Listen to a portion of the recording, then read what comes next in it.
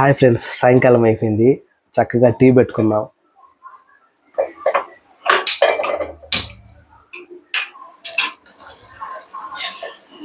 ఇట్లా పాలు పోసేసుకొని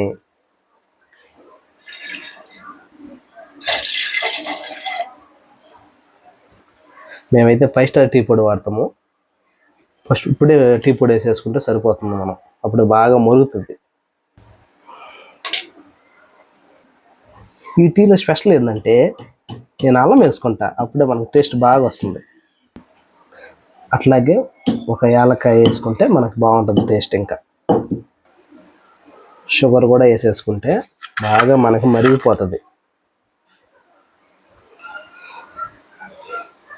బాగా కాగేసినాయి ఫ్రెండ్స్.